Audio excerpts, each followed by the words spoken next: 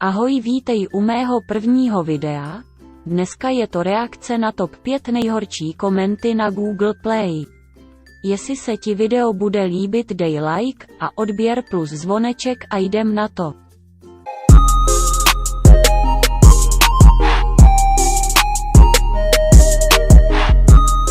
První je tady Rysa Vantruba s jeho komentářem. Moje dcera pohlaví, toaletní papír. Jednoho dne se zamkla v pokoji. A tak jsem poslouchal a slyšel jsem, jak křičí bad boy. Sice nevím, co to znamená, ale doufám, že to není nic sprostého. Potom přijela policie a vyrazila dveře. Tak jsme tam vlezli, moje dcera vyskočila oknem a přitom říkala, že Sepeto bad boy je můj. Tak jsme udělali, že tvoje pátrání. A potom se našla pod kořenem, kde křičela železo bad boy. Tak jsme ji chytil, zabili a potom jsme jí položil i do majonézy, a potom křičela bad boy.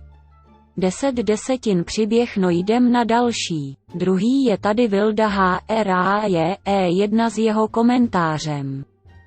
Jmenuju Adamus Hitus, mám dceru, která si stáhla tuhle hru, vypadá normálně, pak říkala nějaký bad girl a bad boy, pak začala chodit v černém oblečení a pak to dávala na TikTok nějaký hledám kluka, musí být bad boy, pak se podřezala a pak jsem ji vzal do nemocnice, tam řekla, že chce bad boye a skočila z okna, doporučuji, nestahoval.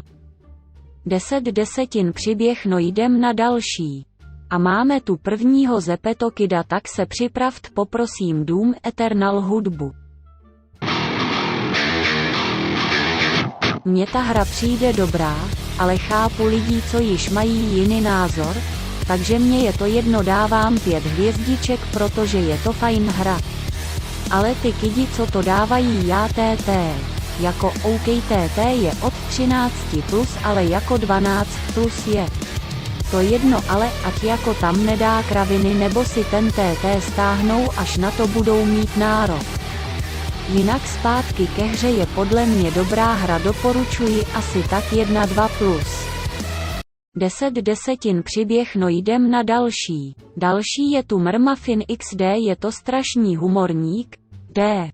Ta hra je rasista na tlustý lidi, páč nemůžu být tlustý a taky jsou tam jen 2 pohlaví, takže to znamená nejhorší hra na světě. Proč nemůžu být útočná helikoptéra, ale můžu být jenom muž nebo žena, tak sexistické. Poslední, koho tu máme, je Barbora Adamkova.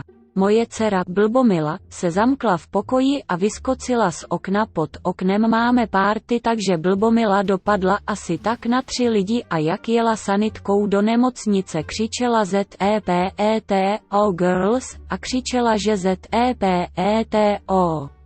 Je strašné blbá hra, pro vaši bezpečnost nestahovat. 10 desetin příběh, no jdem na konec. Doufám, že se ti tohle video líbilo, dej like, odběr a zvoneček a zatím CS.